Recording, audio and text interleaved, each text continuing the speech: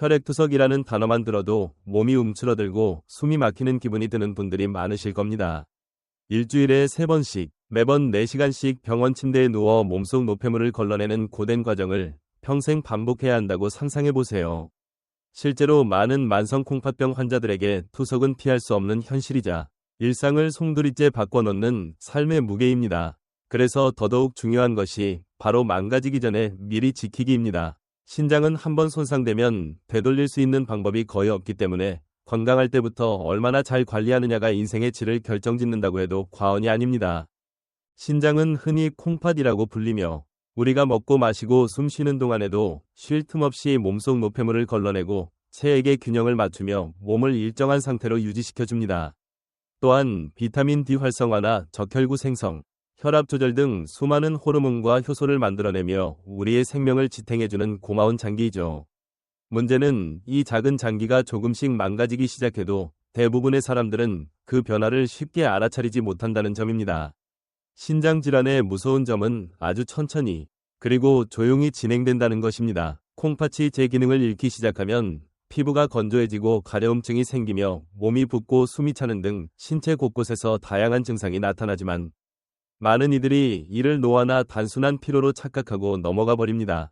신장이 나빠지는 원인은 크게 2가지로 나눌 수 있습니다. 첫째는 신장 자체에 병이 생기는 경우인데 대표적으로 사구체 신염이나 다낭심 같은 질환이 여기에 해당됩니다. 둘째는 외부 질환이 신장을 공격하는 경우로 특히 당뇨병과 고혈압은 신장을 망가뜨리는 가장 흔하고도 무서운 주범입니다.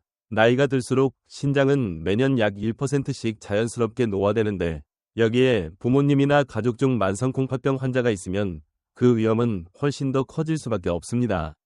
그렇기에 신장은 내 몸의 침묵의 장기라고 불릴 정도로 말기가 되기 전까지 뚜렷한 이상 신호가 잘 보이지 않습니다. 이런 이유로 신장은 미리미리 정기검진을 통해 관리해야 합니다. 많은 분들이 증상이 없는데 왜 검사를 해야 하지? 라고 생각하시지만 증상이 없을 때 발견해야 더 큰 손상을 막을 수 있습니다. 소변검사와 혈액검사는 비교적 간단하면서도 신장 상태를 모니터링하는데 큰 도움이 됩니다.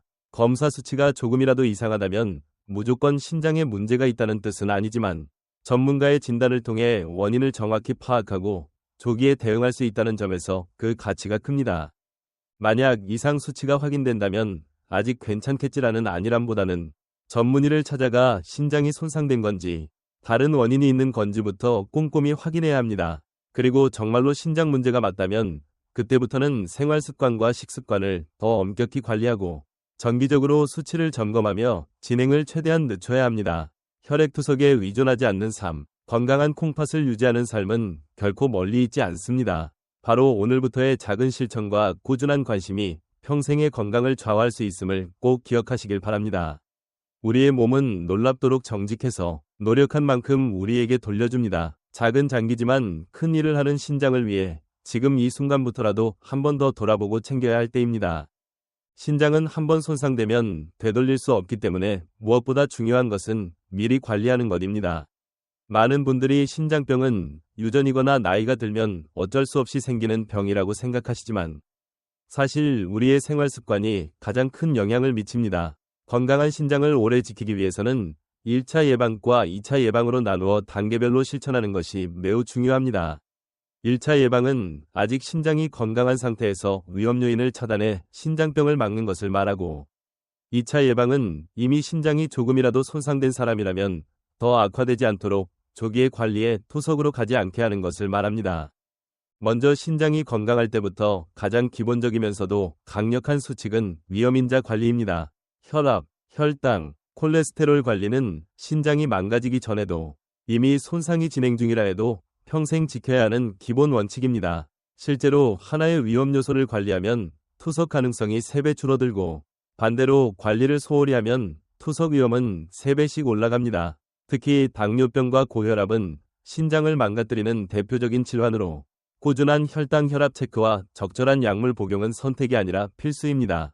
약을 빼먹지 않고 챙겨 먹고 정기적으로 병원을 방문해 수치를 확인해야 합니다. 운동도 건강한 신장을 위해 꼭 필요합니다. 어떤 운동이든 상관없지만 주 5회 이상 하루 30분 정도 땀이 조금 나고 숨이 차는 수준이 좋습니다. 무리한 운동보다는 꾸준히 실천하는 것이 핵심입니다. 식습관 관리도 빠질 수 없습니다. 많은 분들이 신장에 단백질이 안 좋다고 해서 고기, 생선을 전혀 안 드시려 하지만 단백질을 무작정 끊으면 오히려 근육이 빠지고 몸이 더 약해집니다. 최소 몸무게 1kg 당 0.6에서 0.8g 정도는 단백질을 섭취해야 근손실을 막고 몸에 필요한 영양을 공급할 수 있습니다. 대신 장기간 과도한 고단백식은 피해야 합니다. 나트륨 섭취도 반드시 줄여야 합니다.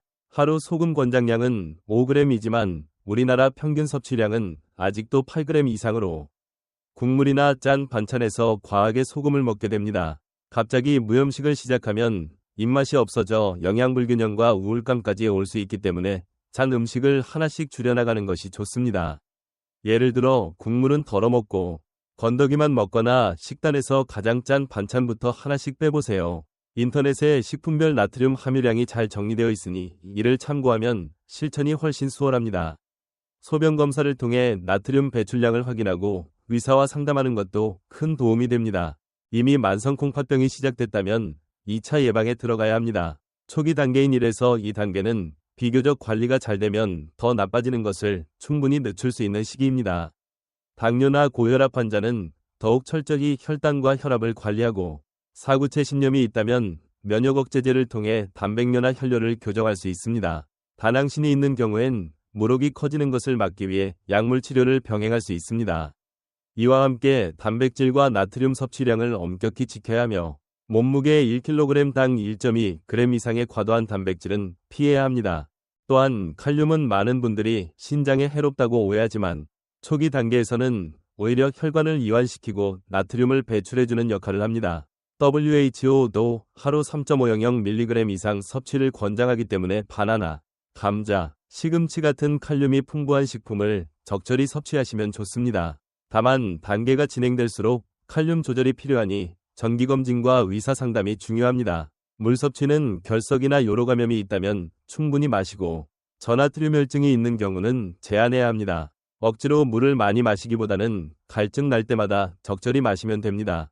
신장이 건강을 잃어버리고 중기인 3에서 4단계에 접어들면 우리의 몸은 조금씩 신호를 보내기 시작합니다. 하지만 많은 분들이 이런 신호를 무심히 넘기거나 단순한 노화라고 생각하며 방치하곤 하죠. 3단계부터는 신장이 수분과 전해질을 제대로 조절하지 못해 노폐물 배설과 호르몬 기능에도 장애가 생깁니다.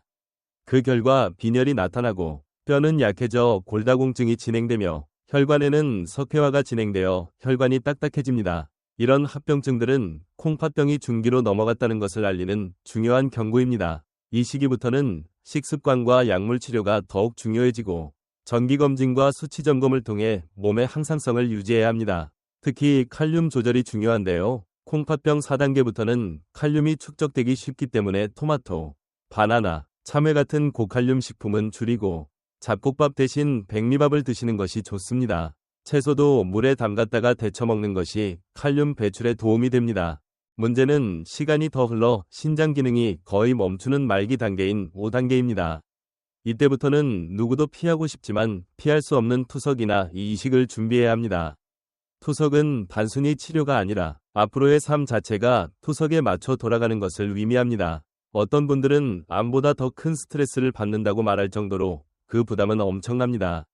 그러나 기억하셔야 할 것은 투석은 끝이 아니라 새로운 시작이라는 점입니다. 투석을 통해 몸에 쌓인 독소를 걸러내고 요독 증상을 벗어날 수 있으므로 삶의 질을 지키기 위해서라도 긍정적인 마음으로 치료를 받아야 합니다. 생체 혹은 뇌사자 이식은 또 하나의 큰 희망이 될 수 있습니다. 새로 이식받은 콩팥은 다시금 노폐물을 걸러주고 몸의 균형을 맞추어 주지만 원래의 콩팥병이 완전히 사라지는 것은 아니기 때문에 평생 관리와 주의가 필요합니다.